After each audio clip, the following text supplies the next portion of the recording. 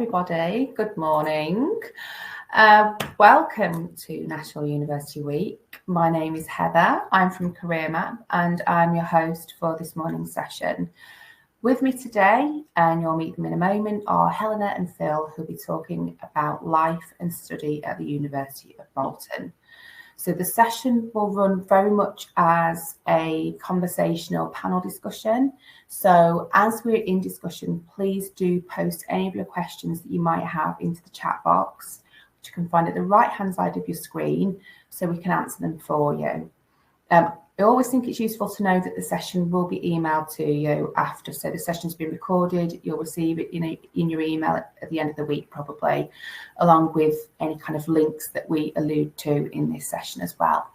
But now it's time for me to hand over to Helena and Phil to introduce themselves before we kick off with the session. Hi, I'm Phil. I went to the University of Bolton about 10 years ago. And now I'm the Digital Marketing Director of Red Cow Media. So we focus mainly on social media advertising, SEO, a lot of other areas in terms of marketing. Fabulous, thank you. Thanks, Phil.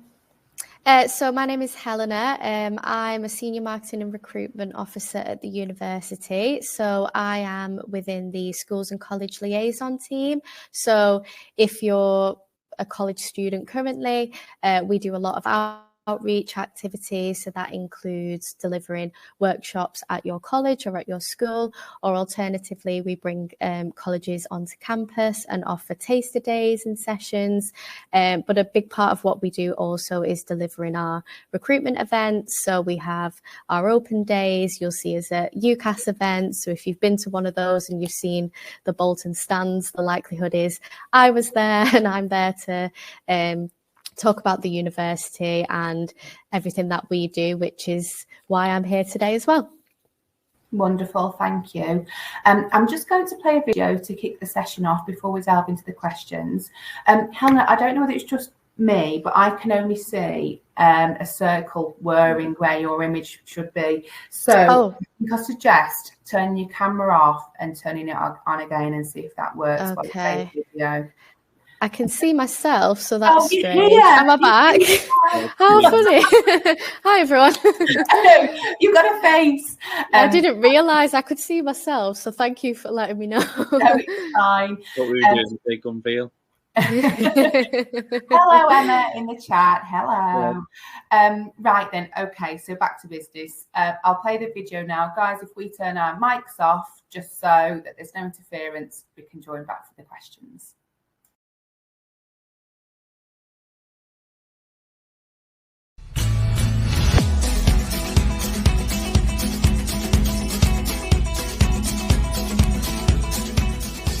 Alex and I'm studying accountancy. The thing I love most about my course is how there's so many different topics and I've learned so many different modules, which I didn't realise I'd even been learning, and I realised that I would take a slightly different route as I thought I would before coming to the university.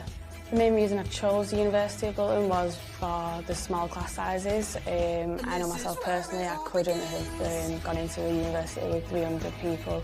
It just wouldn't have been right for me, and I know that I wouldn't have got as high marks as I have coming to the university. Best thing about being a student at Bolton, I'd say, is probably the relaxed atmosphere in and around campus.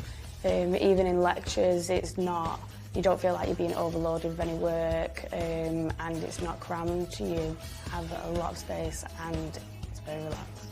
If you are thinking about coming to the University of Bolton, I'd say it'd be a great opportunity as there's so many close connections with your lecturers.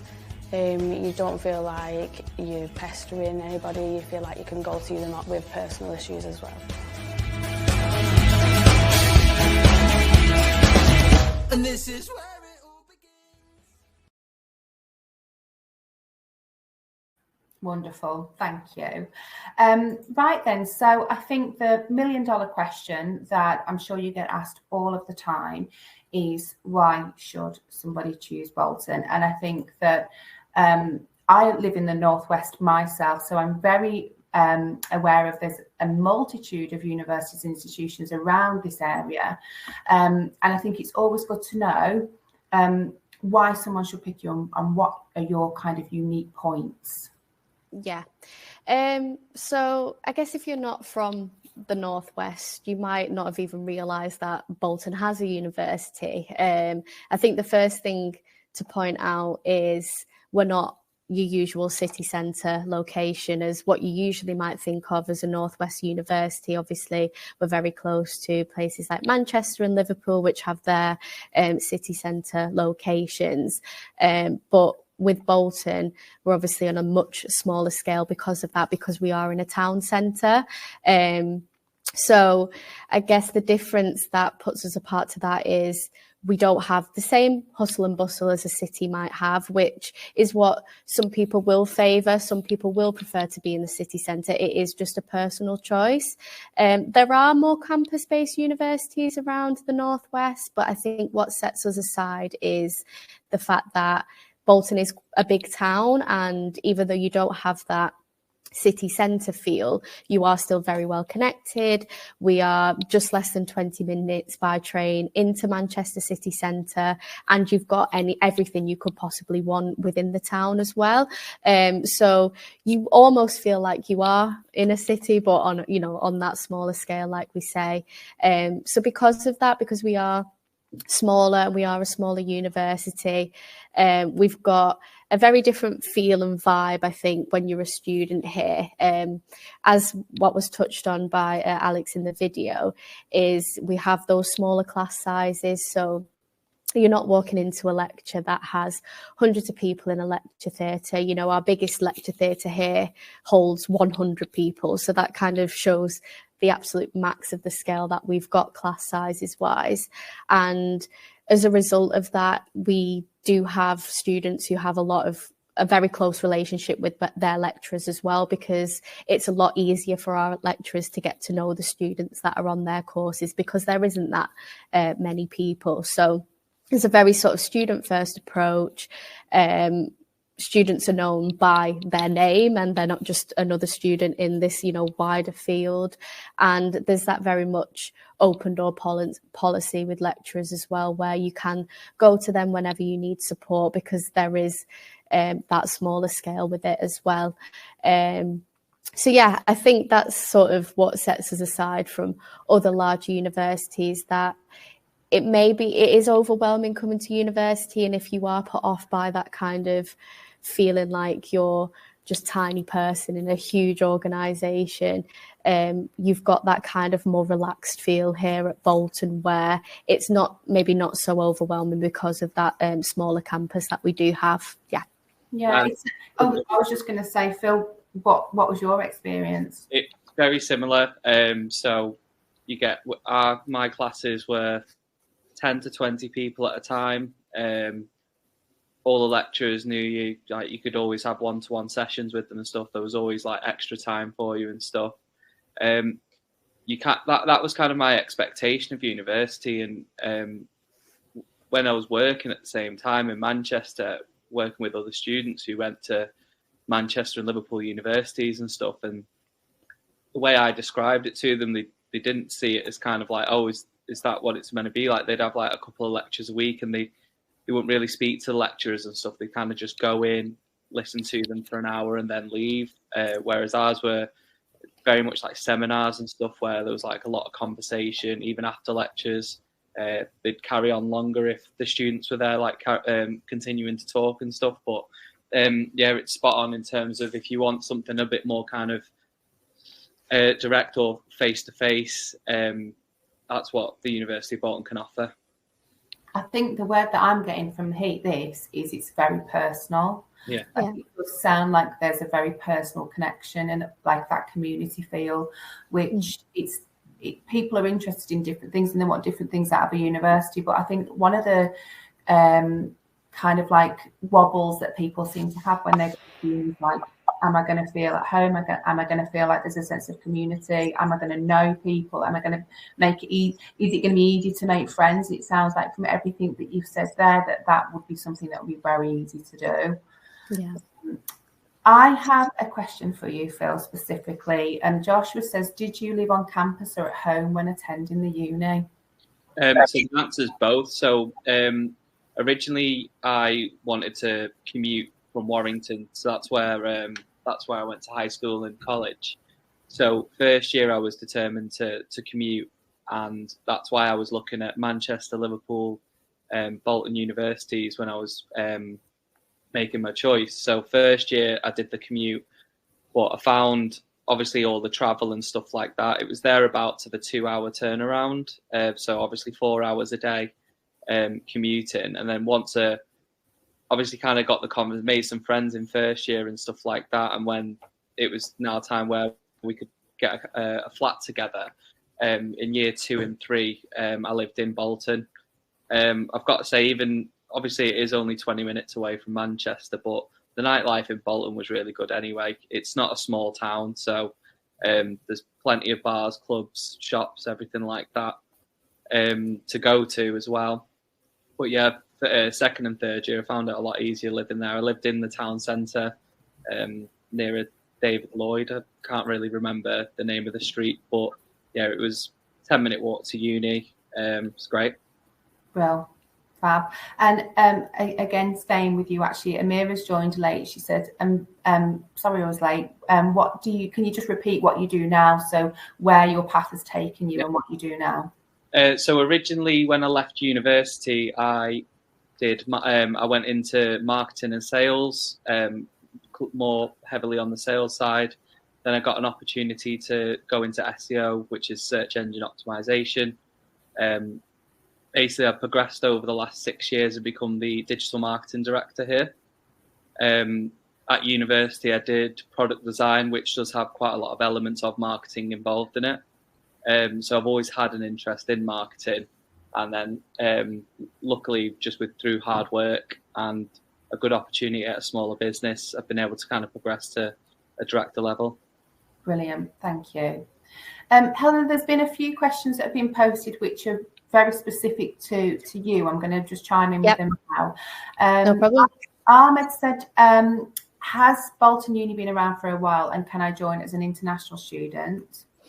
Yes, so Bolton as a university has had university status for just over 15 years now. So before that, it was more like a technical college. So in comparison to some other universities, obviously, we aren't as old and we haven't been around as long. But I feel like in that time, we have become quite established and quite well known. And I think touching on the international side of it, as an international student, we have a huge body of international students here. So that, takes up a lot of our body of international students. And there's a lot of support here for international. So I'm in the home recruitment team, but I work very closely with our international recruitment team. So there's a lot of support there to get people, obviously, who are from further afield onto the campus here at Bolton. We do have branch offices that range from the Middle East to Africa as well. So we've got a lot of support in international countries as well to help you whilst you're at home in coming over here too. Most of our courses are eligible for international students, but it is a case of just looking at what is interesting for you and just seeing that eligibility there as well, and what the process is on the course page on our website. So in short, yes, international students have a big presence here on campus at Bolton. Fab. Is there a link I could pop in the chat for where your courses are? Yes, absolutely. I can pop that in. Just pop it in. I am going to ask you to multitask though, because I've got another question for you. There we go. It's in. To be fair, this is for both of you. Although I feel like, where do you live now? Are you still local? Sorry. Are you still local, Phil? Yeah, I'm based in Manchester now. Right. Okay. So Nicole asked, "What's the cost of living like in Bolton?" So I know that the times have changed, I guess, from that perspective since you were a student there. But I think, Helen, if you can kick it off, and then Phil, if you've got anything to add into it. Well, I was just going to say, sorry, my sister also went to the University of Bolton too. 4 years younger than me. We both found it like really affordable to live there. I think the big one is rent. Obviously, living in Manchester, and I can speak for that now, it's very, very expensive, even as a student. like looking at kind of 1-2 bed apartments and stuff like that, it can be very expensive just to live in the city centre. I believe statistically outside of London, Manchester's one of the more expensive places to live. Bolton, I think at the time I was paying with a friend 250 quid rent each. Food, everything else like that, it's all very affordable, just in terms of being outside the city. But at the same time, I was also working in Manchester at the time in a camera shop, so I kind of got to experience both there.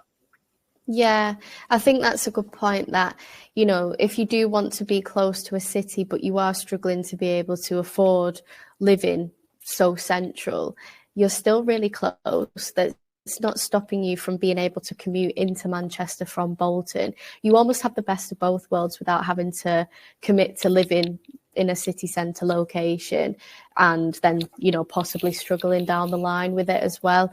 It is a town, so generally speaking, it is a lot more affordable, and it's a northern town as well, you know, in comparison to maybe somewhere down south that is closer to, say, London might have slightly higher rent than Bolton does to Manchester.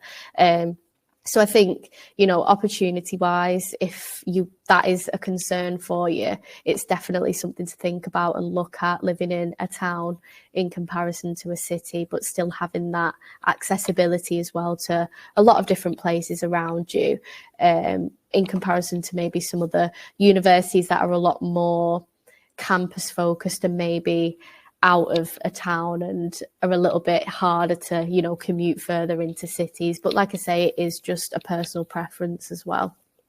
Real.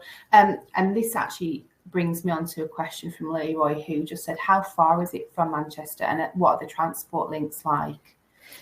So our train station's a 10-minute walk from campus, our main campus in the town centre. And then there's regular trains there that take 20 minutes max into the city centre, and they go to the different train stations in Manchester as well. So there's around 4 train stations in Manchester that you can go to, and the access is there from Bolton. So it's really easy both ways, whether you come in Manchester to Bolton, Bolton to Manchester, it's super accessible. We've also got a large bus terminal as well. So, you know, if you're not necessarily needing to get a train, there are a lot of options for bus links to the surrounding towns within Greater Manchester too. So places like Bury, Wigan, those kind of local towns to Bolton are super easy to get to on the bus links. It's funny that you mentioned Bury, because Neve asked this question. She says, what kind of environment is Bolton? I'd like to go to a smaller university. I only live in Bury as well. Oh, so. Yeah. Oh, that's funny. No, yeah. Now, we have spoken a lot about the community feel and all of that. So I think, you know, feel free to elaborate on that more. But what I think would be really helpful as well is to explain the difference between a town or city university and a campus uni. Because I think that sometimes that can get not confused, but, you know, when you've not been to one of these, a uni before, what's the difference? What's the positives and the negatives? Do you know what I mean? Yeah, of course. So there's a few campus universities round the northwest, really. Coming to mind, I'm thinking of places like Lancaster and Edge Hill. So they are very much operating within their own right. So they're a little bit out of a town, out of a city. So there would be a further journey to get to your closest sort of town or somewhere that's got a little bit more going on. Those kind of universities kind of have everything in one place on campus. So they'll have possibly their own shops, you know, their own bars, their own restaurants. I know some universities have even things like a Greggs on site and things like that, but that's because they don't have anything. As soon as they leave the campus, you're kind of, I don't want to say in the middle of nowhere, but you're not stepping out and then into a normal sort of area as a town or a city. So the difference with, I guess, Bolton and one of those campus universities, even though we are a campus university because we're all sort of in one place, you're walking out of university, but the general public are right on your doorstep as well, because you're just in the middle of a town. So it's not like you do have everything on one place, but it isn't necessarily on the university campus itself, if that makes sense. So I do understand how it can be a little bit confusing what the differences is between those universities. But I think the best thing to do in that instance, if you're not sure, is visit the universities, and that's where you'll get the feel, because it's one thing explaining what that is, but to being in the university yourself will help you understand what that means. And a lot, all the universities are offering open days and things like that where you can start to get that feel. So yeah, like living in Bury is a local town. Bury's a little bit smaller than Bolton, but if you can visualize having a university right in the middle of Bury. I know Bury a little bit, so I know you've got like the Red Rock and things like that. So imagine if the university was there and you could walk out and you've got your shops, you've got your bars, you've got your restaurants. That's the kind of vibe that you're looking at. It sounds like it's the best of both worlds, really, isn't it? Like, yeah, mix. That's good to know. You mentioned open days, and I am going to ask whether you could find a link and pop that in the chat, because I've got some questions for Phil here. And so Nicole asked, Phil, how long did it take you to be a director? Okay. So I started as a junior SEO executive. Within a year, I kind of moved up to an SEO exec, but I quite like the directors who are still here. You can notice kind of like I was kind of focused more on the big picture of things as well. A lot of attention to detail, which I do credit to my lecturers at uni. But I'd say overall, I think it was 5 years. It was November last year. They asked me to become a director. So it would have took me about 5 years, and I've been here 6 years now. And so what do you think? I think it'll be really useful when you mentioned then how you've tied in your experience at uni so that you can accredit to your attention to detail. What would you say? I mean, can you talk about any other things that you did at uni or your experiences at uni, whether it's even from the learning perspective or the social side, where you feel like it has attributed to your career trajectory? Can't put my teeth in. You know what I mean? Yeah. So I'd say it was more the educational side. So I like to kind of see myself as an extroverted introvert, quite sociable, but at the same time, like happy to just kind of do my own thing as well. I did, for anyone who's joined later, I did product design at university. So I kind of got interested in it because I wanted the creative side, but I also quite like the maths and everything behind it as well, creating stuff to specific sizes and things. And a couple of my lecturers, Paul Clavel and Carl Gregory, they were just constantly like, they'd tell you like if anything was slightly incorrect or anything like that. And it wasn't just kind of like sending an email and stuff. It would be like sitting down with you, like, okay, here's where you went wrong. And then you learn from it, you change it for next time.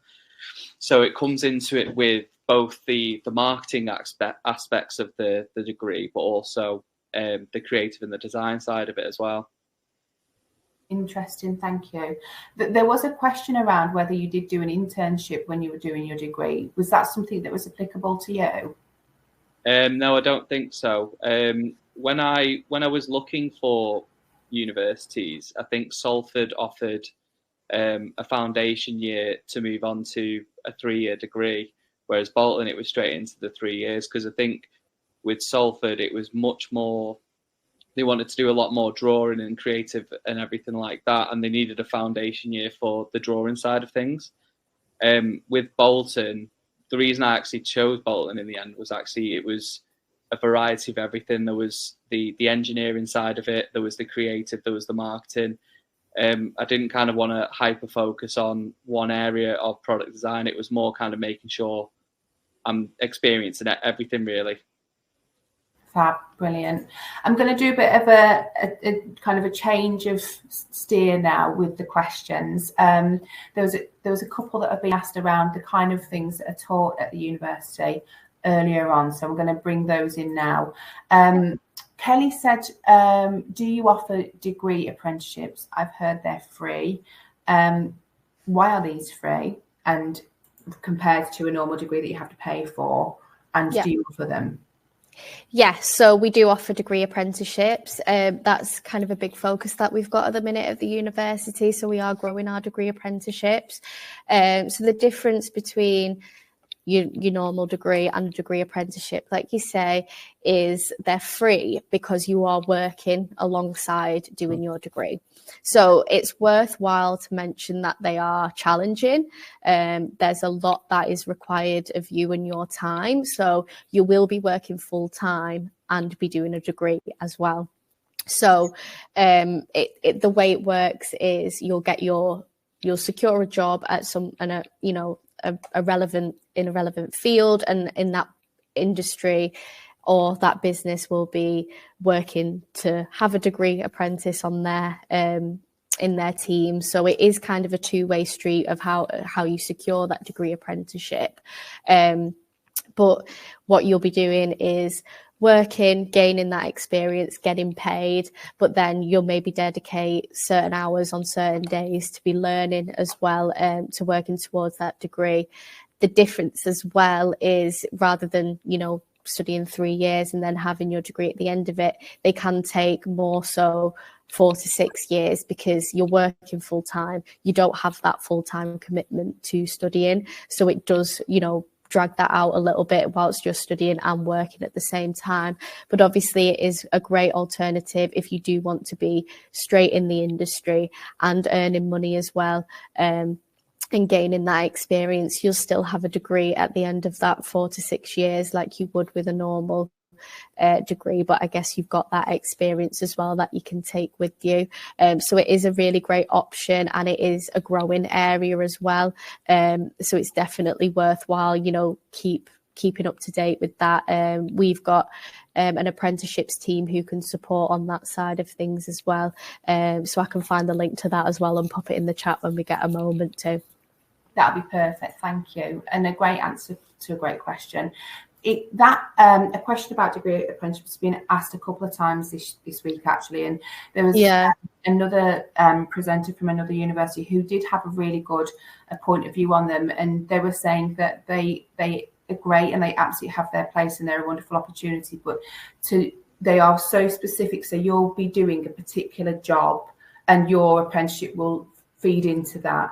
And so when you are at that kind of young point, like that early stage of your career, it's quite a big ask to know exactly what job you want to do and then dedicate that much time to that. Whereas if you were to do a degree outside of a degree apprenticeship where you're just doing the study, it gives you more time to figure out maybe the bits that you do and you don't like. It's just pros and cons, and it was a different way of looking at it, I thought. Like that. I do think you've got to be prepared for it and know exactly what it is that you're getting into with a degree apprenticeship too, because of those demands and the specifics. So, if you are someone who is set, knows exactly what you want to do, ready to get into it, then it is a great option. But obviously just studying your general degree, like you say, is a way that you can still have that little bit of flexibility of the route that you want to go down. So it is just a personal thing, a personal choice of what suits you and suits your way of learning as well. Some people would rather learn on the job more and have, those smaller chunks of classroom-based learning, let's say, but other people are ready to just get in the classroom and get focused. It is just an individual thing and an individual journey to be on. Yeah, absolutely. There was another question from John who asked whether the university specialises in any particular subjects or courses. So we've got a wide range of courses. We have courses that are, maybe more popular than others, but we've got a lot of different sort of focuses at the university. One of our huge courses is nursing. We work very closely with a lot of the trusts around the Northwest and Lancashire as well. So I think a lot of people decide to come to us because they've got that flexibility of where they would do their placements. So if they are local as such to Greater Manchester, Lancashire, they can study here at Bolton but be a little bit closer to home when they're on placements at a local trust. So that's a big area for us. We've also got our SFX, so special effects subjects as well, which are a really, I guess, niche area, but it's where we attract students from much further afield. So as a town centre university, a lot of our students are local, and you find that in a lot of our courses. But because we do have courses that have niches like our special effects courses, that's where we see people travelling, because it is something that they are really committed to and wanting to study. And because of the equipment that we've got here, because of the tutors and the lecturers that we've got here, because there's a reputation behind them, we do get that drive and that sort of people coming to us for those specific reasons. So within those subject areas, you know, we've got tutors that have worked on huge productions like Doctor Who and Game of Thrones, and that comes with reputation, and people are aware of those people before they even come studying here. So there's a lot to look at in that side of things. I think with the courses that we've got, it's not necessarily that there's a specific specialty as such, but it's within those courses that the specialisms come. Sorry, go on, Phil. I was just going to say that was kind of one of the things that drove me towards Bolton as well, where the lecturers I spoke to originally, they all had like experience in the industry as well. It wasn't that they've learned about product design or they've learned about marketing and then they've chose to teach it, which is perfectly normal. Like if you have a passion for teaching, it's something to go straight into. But Carl and Paul and stuff, they'd worked in China in manufacturing industries. So when we're in lectures and we're asking questions about like why is this process done like this, it's not like they've read it from a book. They were like, oh, it's because of this, and they know exactly why things need change. And it's one of those where the 100% you can always tell the difference between a lecturer who's had that work experience and actually been in that field compared to someone who is teaching it essentially. Absolutely. I'm glad you raised that, because that's something that I wanted to ask about, you know, how not experience, but what is the background of the lecturers? You know, if you've just explained it perfectly, but are you learning from people who've been there, done it, and can actually apply their own experiences, which I think is so powerful.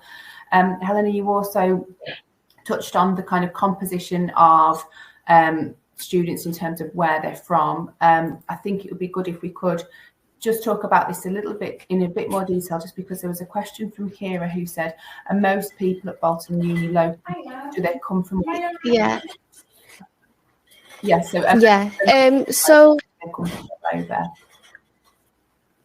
So like I said earlier, a lot of our student body are international students as well. So we've got that as, you know, a focus of a student body. But then because we are that sort of local town centre, you get a lot of people who have different sort of social circumstances that bring them to Bolton. So we have a lot of mature students as well. And with that means that Bolton's a lot more accessible if you've got, you know, other commitments outside of university. So a lot of our students have families and they've got to, you know, be able to come to university, but to be able to juggle their sort of personal life as well. So it is quite a diverse student body in that respect, that we do bring a lot of different people from a lot of different walks of life. And I think that's what makes the university quite unique, as well as you could be a student studying, but you could also have, you know, someone who's just fresh out of college with you. You could have someone who's in their 40s. You could have someone who's from somewhere across the world with you as well. So you're learning a lot while studying here, not just in your academic sense, but there's a lot of personal development that goes on as well, which I think is quite nice.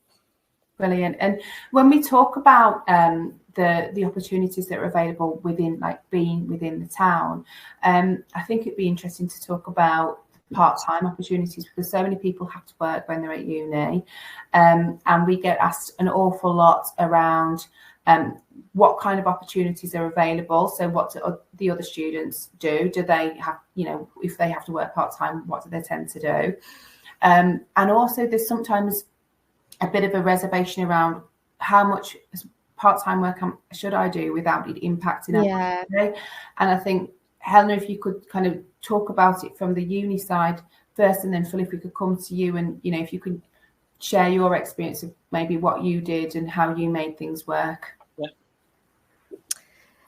So within our team, so like the schools and college liaison team and the recruitment team, we run the student ambassador scheme at the university. So most, if not every university has a scheme like this, and it's a way that you can get part-time work while studying, and it being as flexible as it needs to be to work around your studies as well. So the student ambassador scheme is where you can work as much and as little as you want whilst at university. There's still an application process, there's still an interview. It's very much to prepare you for, getting a job in the outside world. And we find that works really nicely for some of our students, because there's no sort of real strict commitment and set hours each week, but you can make it what suits you and what works for you, as working as much or as little as you like. So some of the things that includes are helping out on events. There's admin work that you can support us with in the office. We do like social media content creation with students as well. So depending on what you want from the scheme as well, you can get. So it's a really sort of good alternative to getting a job whilst at university, but without having to be, as committed as you may be with something that's external.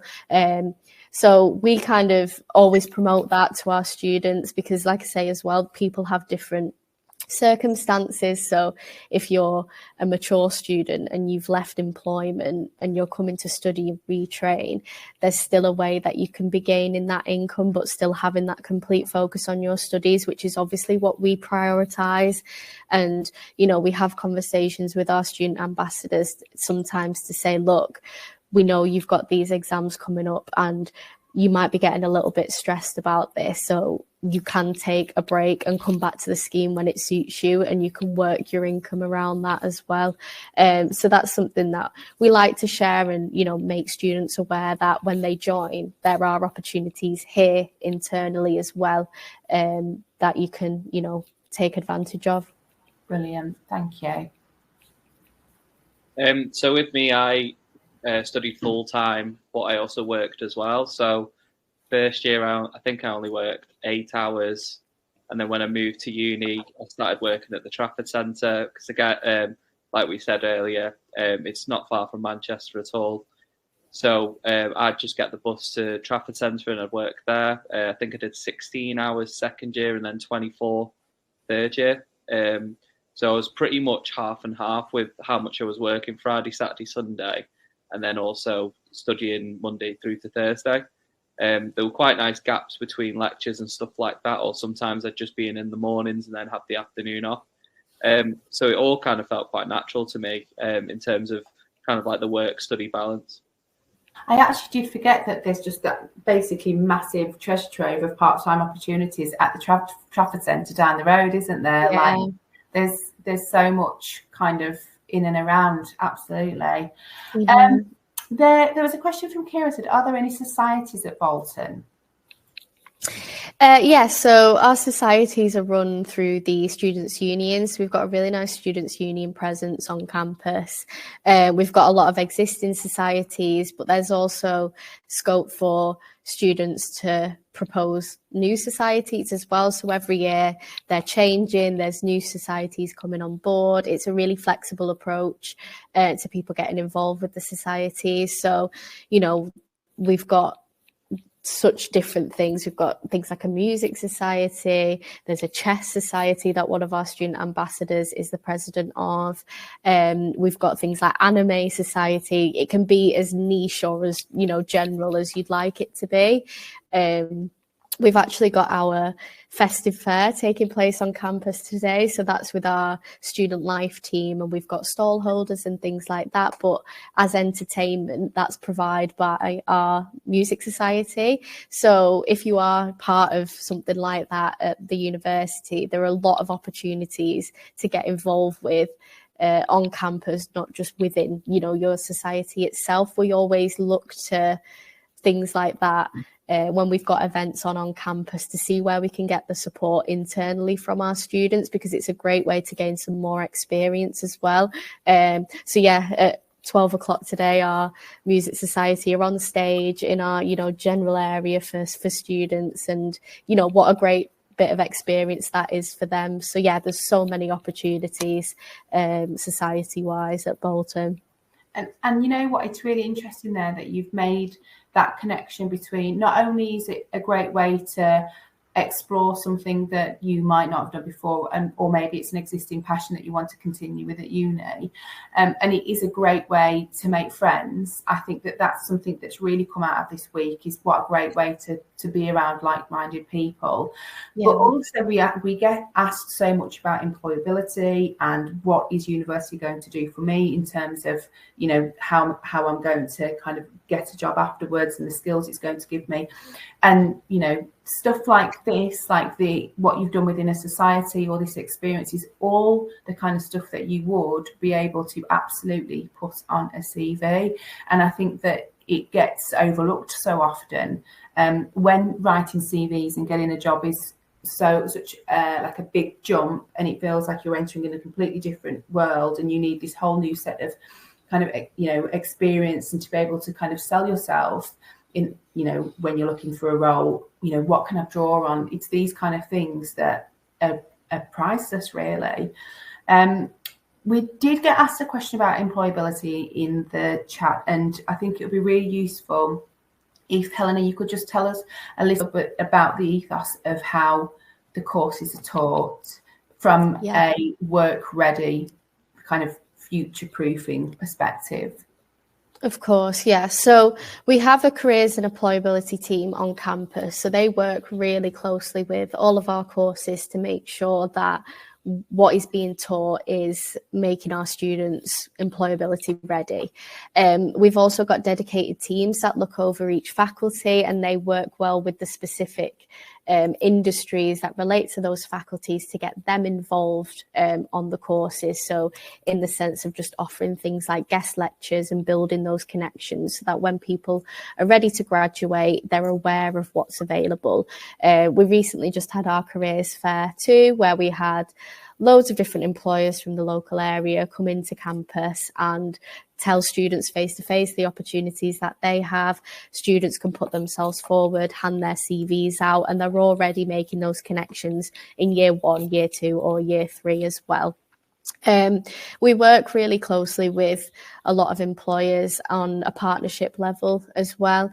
So we're currently partnered with a construction company called Wilmot Dixon, and they are helping to bring our Bolton College of Medical Sciences to life, which is the new institution that is over at the Bolton Hospital site that's being built at the moment. And as a result of that partnership, we've had students who've had the opportunity to be on site and on placement as part of their course as well.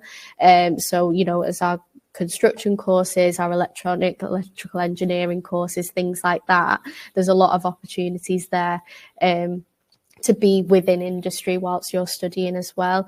So the opportunities are kind of endless, but they're also just sort of case by case basis of how each course and each area works with employers as well. We do run special weeks where we have workshop weeks where students can just book onto sessions even outside of their subject, their field of interest as well. So if they are thinking of different opportunities of things they want to get involved with, you're not just limited to what's on your course. We kind of have that open approach that people are at university, so they should get the chance and the opportunity to experience everything that we've got on offer, not just what is on your course too. So like I say, the careers and employability team are a great place to go to find out more information, and I can send a link to that as well. So we've got that for people to look at. Absolutely. Thank you. I had a good experience in second year. So we worked with B&Q. So we basically went on like little field trips and went to garden centres and stuff like that. And the task was to design a new innovation in garden tools, basically. So it ended up being, I think, a 3-month task where we would design it, kind of have the statistics behind it and stuff as well. But essentially, they had a couple of people from B&Q in the university, and we did kind of like a Dragon's Den scenario, very, very relaxed. So we're basically just presenting like some ideas that we've designed, and it was really exciting because I remember the year before us, a lad did really well, and apparently he designed some form of scuba gear or like something in scuba, and a guy, one of the companies who the Bolton was working with actually bought it. Really? Wow. Yeah. So we were all there basically just trying to like show off like some new ideas and foldable shears and stuff like that.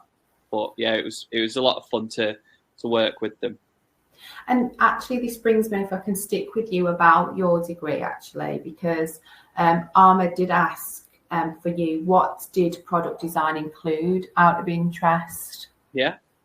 So it gets called product design or industrial design, depending on what university you go to. But there was marketing, there was design innovation. So that was a really fun topic where you're talking about the kind of future of design. So I went to university 10 years ago and we were talking about foldable phones back then. And now they're a thing now. And there's a lot of these technologies where they do exist already. However, they just cost too much to make to put on the market now. So it's basically talking kind of about the innovation from the history to what will the future entail, hover cars and all that kind of stuff as well. There was also the engineering side of things where we'd use CAD softwares to kind of create mobile phones, for example. So it's kind of what I enjoyed the most about my uni experience. Every day was different. It wasn't like I was constantly on a computer design and stuff, or I was constantly in the lecture theatre. It was lecture theatres for marketing.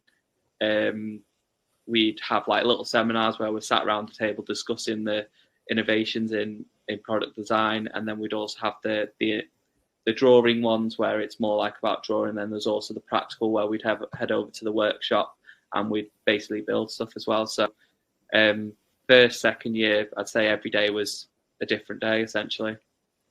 Well, so interesting. And I've got another question for you, Phil, but now on the basis of what you do now, it is actually a question that you both can contribute to. I'll read the whole thing, but it is split into two. So Nicole said, since AI is such a big thing now, do you use AI in your work? And if so, do you think university should be teaching this? And then the other part of the question is, also, does Bolton teach AI within different courses? Yeah, so it's a very, in terms of SEO and what I do, AI is a very debatable subject, and I probably need more than an hour to really work through it. But essentially, a lot of companies do use AI to do with content and stuff like that when a website's built through content. However, it's all about user experience, and if a robot's essentially writing the content, you can usually tell. AI is very, very good now, and sometimes you can't tell. However, my clients, for example, pay for a human to be writing this and to understand the business and what they're about. So if we're getting an AI to write it for us, they're not kind of getting the money's worth, essentially. There are a lot of agencies in the marketing industry that use a lot more of AI. In terms of the social media side, we use a lot of AI, basically because we target users through ads. Those ads are basically learned. So if someone makes a purchase through an advert, it'll target similar people to them, and it's all done through Facebook's AI. But I do think it should be taught because essentially the future will be, a lot of the future will be AI. So you need people to understand and manage the AI. Yeah, and I think it actually needs to be taught from even earlier on, because we are going to need a whole new generation to thrive and push AI forward and to understand it. And so to be inspired to want to go and study it, you have to know about it and the jobs that are available, the technologies that are available much earlier on. So it really does feed all the way down the chain. Yeah. Helena, what's your thoughts? So we have actually just created an AI course, which is from our computing team, now computing academics. So it has been created from that side of things. I've just popped the link to that course in the chat if you'd like to have a look at that as well. So from a university perspective, we are moving with what is hot and what is relevant at this moment in time. And, we see the importance for educating on that, and our lecturers, are taking that time out on the courses that they're already providing to make sure that things are up to date and we are moving with the times as well. So everything within our courses is reviewed and adjusted to make it fit with, the society landscape that we are in at the minute. So even just by creating courses that are specifically focused just on AI kind of shows that, and shows what our academics are doing. And it's all based on their own research as well, of what it is that they're working on at the minute and how that they can share what they are learning with the next generation too. In terms of other courses, I know that is sort of a conversation that is being had within different courses as well, not necessarily in ones that are focused on AI in a job perspective, but as a learner's perspective as well. And I know on our education and learning courses, they're looking at how AI can benefit and or be maybe detrimental to people's learning experiences. So there's a lot of debate. Like Phil said, we could be here all day talking about things like that. But from a university perspective, yes, it is something that is being spoken about more and more. Fantastic, thank you. I've just got a couple of questions left, so we'll just say to anybody who's listening, they've got a question on the tip of their tongue and they don't know whether to ask it, please. We've got about 9 minutes left of the session. This is around degree apprenticeships again, and again, it's kind of like a two-pronged question. Ahmed says, Phil, do you know whether your organisation have degree apprenticeship opportunities available? We don't know. So we do a lot of, in terms of like work experience stuff, working with high schools, colleges. We'll basically take on like the kind of work experience, whether it's like 2 to 4 weeks. We've had a couple of our staff actually started with us doing summer internships. We don't necessarily do like a degree apprenticeship. The second part of the question was what interested me a little bit more. As an employer myself, I don't tend to look at whether it's an apprenticeship degree or a normal degree. It's more about kind of how the person is in the interview, if they've got the passion and the drive for the role, essentially. We were very much focused on hiring juniors. We don't tend to hire senior and stuff like that. We prefer to train people up from scratch. SEO is very much something that, again, it's rare that you see it in universities and stuff like that, and most people don't really know what it is until you kind of get told what it is. So basically, we find like people in our office, they've done journalism degrees. Someone's studied film at university. Again, I did product design. So you get kind of an assortment of different people who find marketing interesting at some point in their life, and they basically apply for the job. And a lot of people kind of come in thinking they need to know all the technical stuff, but essentially we hire so we can train people from scratch. Fab.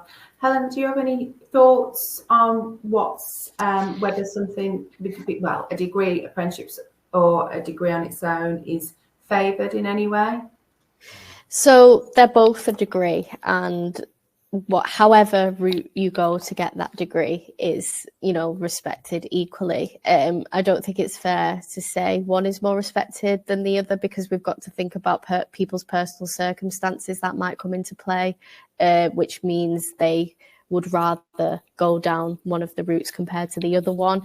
Everyone's got a personal journey, and how they get there is down to them, and that's, I guess, not for an employer. Like Phil has said, it's much more important who you are and what you bring to the table, and how you've got that degree is down to you. So either of those ways are you know, in my opinion, completely respected as each other, and they're both, you know, very different. And I think that's got to be taken into account as well, that they'll suit different people dependent on their needs in that, you know, moment in time as well. Wonderful. I think that they both have their challenges, don't they? And so yeah, it's like there is that was a easy route. Neither are. They're just, their challenges are different. Absolutely. Yeah. I've got a final question about finances and budgeting, and I think that you know, we've got people here that are potentially leaving home for the first time or have that financial responsibility for the first time. Some people have help from parents and guardians, others don't, but many people are beginning to branch out financially for the first time on their own. And I think what it would be great to hear from both of you is what advice you would give to somebody who is entering university, maybe at 18, 19 years old, about either money management and budgeting or anything within that vein, even that potentially you felt like, I wish I'd have done that differently. You know, God, I've got so many of them, but we haven't even got an hour. It would not be enough. But yeah, Phil, if we could start with you, that would be really good. Yeah, so I think the biggest piece of advice would be to wait until you know your next loan's coming in before you spend all of your loan. Look, I was lucky enough to again be employed at the time, so I'd basically go and buy everything stupid and exciting with the loan as soon as it comes in, and then kind of just live off the wage coming in.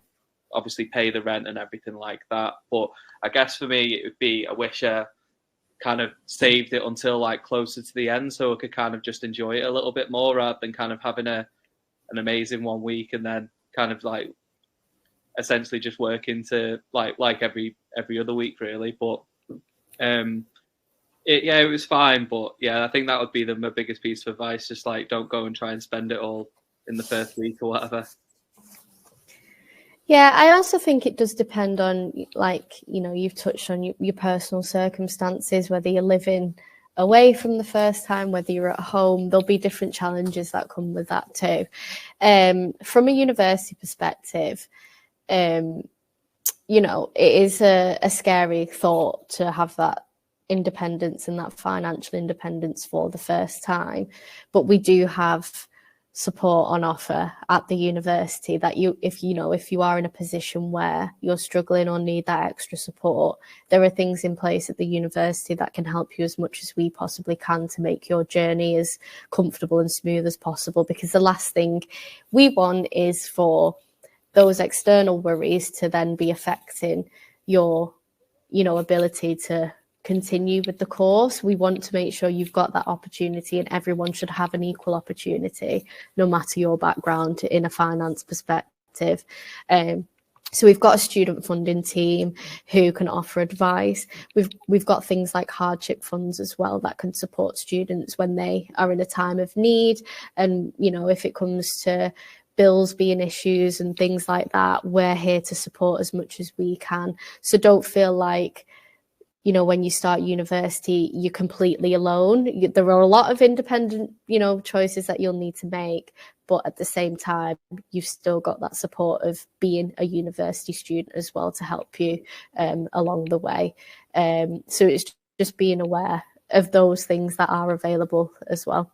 I think that would be something I'd go back and do, like kind of have a discussion about it, because when I spoke to friends and stuff at uni where essentially they'd get funds and stuff like that for like disabilities, like if you, let's say, dyslexia and stuff like that, there's schemes and stuff that can be behind on things like that as well, which I wasn't aware of until I left university. I mean, I didn't need anything like that, but at the same time, there might be a lot of people out there who think kind of like themselves. So if you just go in and have a conversation, I think that's what you can do.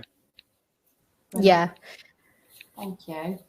Right then, guys, our time is up. And what a wonderful and insightful session. And I think to draw on both of your experiences has been brilliant. So thank you both so much. And also to everybody in the audience who's put together, you've engaged, you've been asking so many questions. They've been brilliant questions. I do hope that they've all been answered. Like I said, this is all going to be emailed to you post-event, so you'll have all of these links and resources sent to you via email, so you're not going to miss out on anything. But yes, it's time for me to bid you a farewell. Thank you all so much for participating, and yeah, have a lovely afternoon, guys. Thanks, everyone. Thank you, everyone. Thank you. Take care. Bye-bye.